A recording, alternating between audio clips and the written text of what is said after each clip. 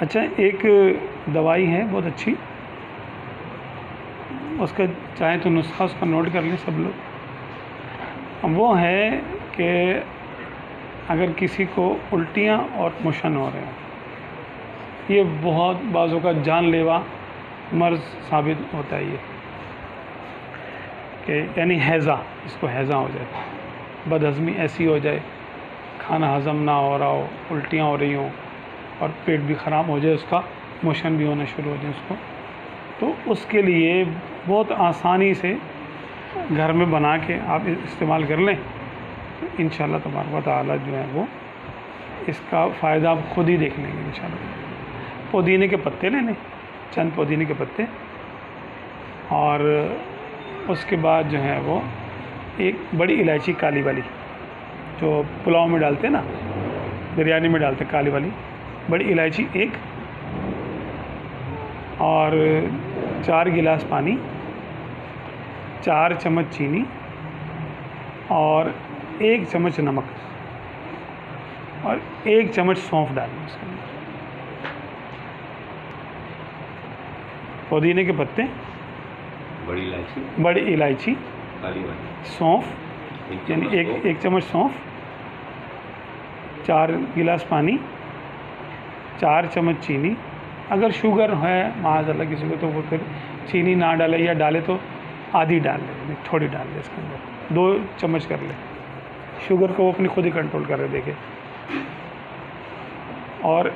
1 चम्मच नमक डाल ले उसके अंदर, उसको बॉयल कर ले और ठंडा करके वही पानी दें। ये ORS की जगह भी काम करेगा, इससे उल्टियाँ भी रुक जाएंगी, बदहज़मी की शिकायत ख़त्म हो जाएगी, हैज़ा रुक जाएगा इससे, हैज़े का बेहतरीन इलाज है ये। अच्छा, प्यास भी नहीं लगेगी,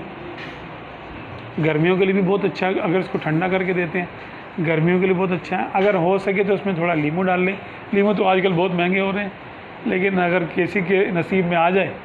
तो नींबू भी, आधा नींबू इसमें या एक नींबू निचोड़ के डाल लें, तो इंशाअल्लाह ताला फिर ये कमज़ोरी भी नहीं होने देगा।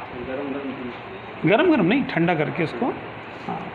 सर्दियों में इसको गरम जो है ना, बतौर कहवा इसको पी सकते हैं, गर्मियों में ठंडा करके पी लें, तो इंशाअल्लाह ताला आप देखेंगे कि बहुत जल्दी आपके हज़म का निज़ाम और आंतों का निज़ाम बिल्कुल ठीक हो जाएगा, आपकी उल्टियाँ रुक जाएंगी, मोशन भी आपके रुक जाएंगे और बिल्कुल नॉर्मल हो जाएगा। उसके बाद जो है वो नरम ग़िज़ा खाना खाएं, दलिया वगैरह खाएं, खिचड़ी है, दलिया है, इसका खाएं, एक आध दिन थोड़ा सा मैदे को रेस्ट दें, तो इंशाअल्लाह ताला ये हाजमे का मसला आपका हल हो जाएगा। मोशन और उल्टी ना हो तो आम हालत में इसको आप ले लें, तो ये ताकत पैदा करेगा जिस्म में, ये ताकत पैदा करेगा, क्योंकि लीमू जो है ये तकरीबन समझ लें सिट्रिक एसिड है इसके अंदर,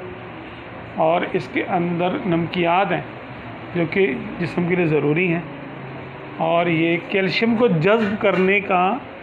जैसे विटामिन D3 है ना, वो जो है हड्डियों में कैल्शियम को जज़्ब करने का सबब होता है, वो भी इसके अंदर शामिल है। तो आपकी हड्डियों का कैल्शियम ज़ाया नहीं होगा, तो हड्डियाँ भी इंशाल्लाह आपकी मजबूत होंगी। जब उसको पका रहे होंगे उस वक्त लीमू बाद में डाल लें, बाद में डाल सकते हैं, शुरू में भी डाल सकते हैं, शुरू में भी डाल सकते हैं, बाद में डालें ज़्यादा अच्छा है, उसकी ताज़गी बरकरार रहेगी। असल में कोई भी चीज़ है ना, जो फल होता है ना, फल को जब आपने पकाया तो उसकी ताज़गी गई। हाँ, ये तो ताज़ा फल आपको लेना चाहिए, डाल के पी लें इसके अंदर, बहुत अच्छा रहेगा। जिथों तक खुदा दी बादशाही है, जिथों तक खुदा दी बादशाही है, उथों तीक तेरा नाम नामी